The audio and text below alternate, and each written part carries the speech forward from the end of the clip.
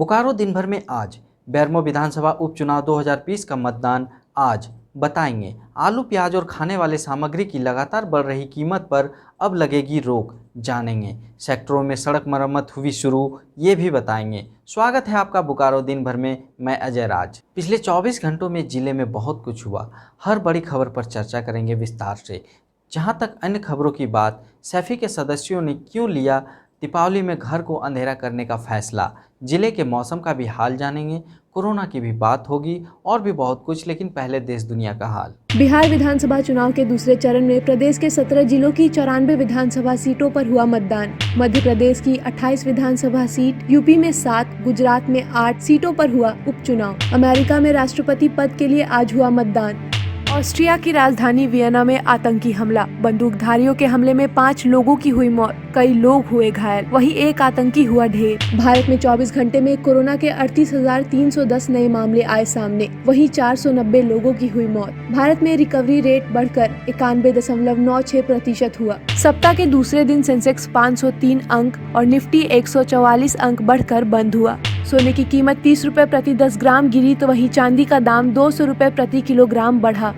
अब एक नज़र आपके राज्य झारखंड की 3 बड़ी खबरों पर। दुमका और बेरमो की सीटों पर आज हुआ मतदान। रांची रेल मंडल में 4 खिलाड़ियों को रेलवे ने दी नौकरी। झारखंड में पिछले 24 घंटे में सामने आए 403 नए मामले, वहीं 512 लोग ठीक होकर घर भी गए। तो यह थी देश दुनिया और झारखंड की खबरें। अब नजर डालते हैं बोकारो के 9 प्रखंडों की खबरों पर, जो आज सुर्खियों में बनी रही।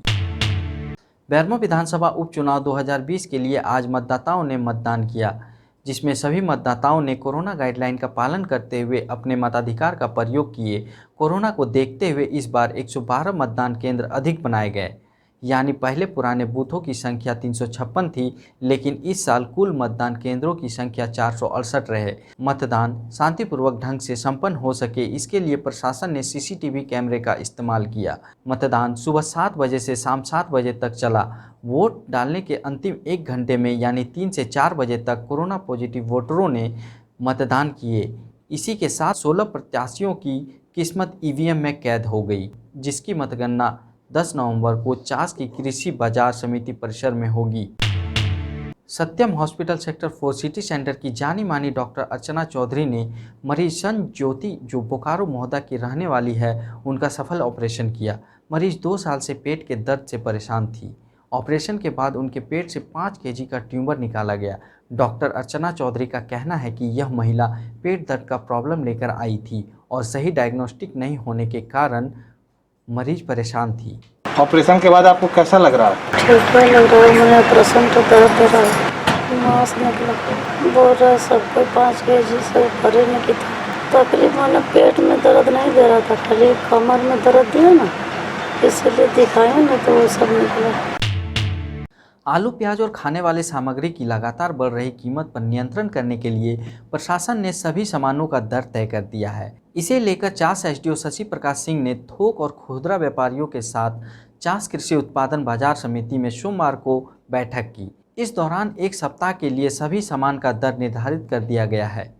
महंगाई के बढ़ते प्रभाव के कारण अलग अलग थोक और खुदरा खाद्य सामग्री के बाजार दर में अनावश्यक रूप से दैनिक उतार चढ़ाव को देखते हुए यह निर्णय लिया गया है। वहीं ब्रांडेड सामग्री का मूल्य उसके एमआरपी पर निर्भर करेगा। सभी थोक और खुदरा व्यापारी अपने अपने दुकान और प्रतिष्ठान के सामने निर्धारित दर का लिस्ट लगाएंगे। सेल अधिकारियों के पे रिवीजन, पीआरपी, लीव इनकैशमेंट के साथ साथ अन्य लंबित मसले पर सेफी काउंसिल की वर्चुअल बैठक हुई, जिसमें प्रबंधन की नीति का विरोध जताया। सेफी अध्यक्ष एनके वनछोड़ और महासचिव विमल विशी ने कहा कि प्रबंधन के विरोध में सेल के अधिकारी 14 नवंबर यानी दीपावली के दिन शाम 7 बजे से 7:15 बजे तक अपने घर की लाइट को बंद कर विरोध प्रदर्शन करेंगे। इसके अलावा 9 नवंबर को कैंडल मार्च और 28 नवंबर को काला बिल्ला लगाकर विरोध जताएंगे। इसी बीच अब जिले में कोरोना अपडेट की कुछ अच्छी और बुरी खबरों पर नज़र डालते हैं। बोकारो जिले में सोमवार को कोरोना के 27 नए केस की पुष्टि हुई है और 26 लोग ठीक होकर अपने घर लौटे। वहीं अलग अलग क्षेत्रों से कोरोना जांच के लिए 2582 सैंपल लिए गए। आलू प्याज और खाने वाले सामग्री की लगातार बढ़ रही कीमत पर नियंत्रण करने के लिए प्रशासन ने सभी सामानों का दर तय कर दिया है। इसे लेकर चास एसडीओ शशि प्रकाश सिंह ने थोक और खुदरा व्यापारियों के साथ चास कृषि उत्पादन बाजार समिति में सोमवार को बैठक की। इस दौरान एक सप्ताह के लिए सभी सामान का दर निर्धारित कर दिया गया है।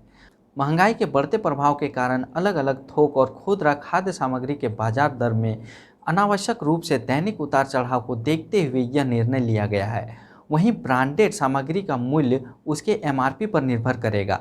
सभी थोक और खुदरा व्यापारी अपने अपने दुकान और प्रतिष्ठान के सामने निर्धारित दर का लिस्ट लगाएंगे। सेल अधिकारियों के पे रिवीजन, पीआरपी, लीव इनकैशमेंट के साथ साथ अन्य लंबित मसले पर सेफी काउंसिल की वर्चुअल बैठक हुई, जिसमें प्रबंधन की नीति का विरोध जताया। सेफी अध्यक्ष एनके वनछोड़ और महासचिव विमल विशी ने कहा कि प्रबंधन के विरोध में सेल के अधिकारी 14 नवंबर यानी दीपावली के दिन शाम 7 बजे से 7:15 बजे तक अपने घर की लाइट को बंद कर विरोध प्रदर्शन करेंगे। इसके अलावा 9 नवंबर को कैंडल मार्च और 28 नवंबर को काला बिल्ला लगाकर विरोध जताएंगे। इसी बीच अब जिले में कोरोना अपडेट की कुछ अच्छी और बुरी खबरों पर नज़र डालते हैं।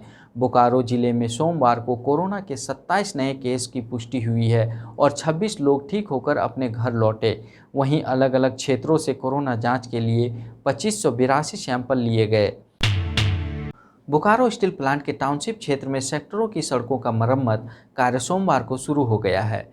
इसकी शुरुआत सेक्टर 2 से की गई है। आपको बता दें कि सड़कों का मरम्मत कार्य के पहले चरण में सेक्टर 1, 2, 3, 4 और सेक्टर 5 के स्ट्रीट रोड का रिपेयरिंग किया जाएगा। सेक्टर 2 में सड़क मरम्मत का कार्य मॉडर्न मैकेनिज्ड मेथड से किया जा रहा है, जिससे कम समय में कार्य संपन्न किया जा सकेगा। स्ट्रीट रोड रिपेयरिंग के इस पहले चरण में 5 सेक्टरों में कुल लगभग 44 किलोमीटर सड़क की मरम्मत की जाएगी। चंदन क्यारी प्रखंड की स्वास्थ्य सहियाओं ने सोमवार को चंदन क्यारी सामुदायिक स्वास्थ्य केंद्र के मेन गेट के सामने विरोध प्रदर्शन किया। सहियाओं ने कहा कि जनवरी 2020 से सितंबर महीने तक का बकाया और पूरे महीने काम करने के बावजूद दुर्गा पूजा में भी किसी प्रकार का प्रोत्साहन राशि का भुगतान विभाग की ओर से नहीं किया गया है, जबकि NRHM से साफ आदेश है कि हर महीने की 18 तारीख तक सहिया दिवस में भुगतान करना है।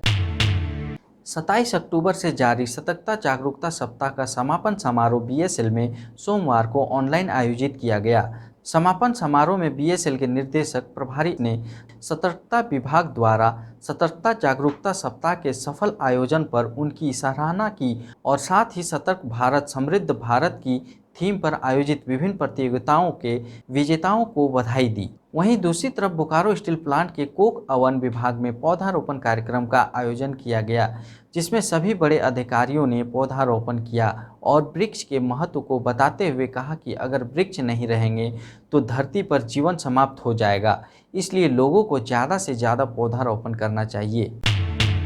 अब जान लेते हैं मौसम का हाल। पिछले 24 घंटे में बोकारो के न्यूनतम तापमान में 1 डिग्री की गिरावट देखी गई है, जिससे संभावना जताई जा रही है कि कुछ दिनों में ठंड बढ़ेगी। दिन में चल रही हवाओं में ठंडक महसूस की जा रही है। मौसम विभाग के अनुसार अगले कुछ दिनों में न्यूनतम तापमान में और गिरावट होने के आसार हैं। आज का अधिकतम तापमान 32 डिग्री सेल्सियस और न्यूनतम तापमान 18 डिग्री सेल्सियस रिकॉर्ड किया गया। आप अपने आसपास की घटनाएं और समस्याओं को हमें व्हाट्सएप कर सकते हैं। हमारा व्हाट्सएप नंबर है 9334210302। फिर मिलेंगे बोकारो दिन भर में सोमवार से शुक्रवार रात 8 बजे। तब तक के लिए नमस्कार। बने रहें thetimes media.com पर। आप हमें फेसबुक और यूट्यूब पर भी देख सकते हैं।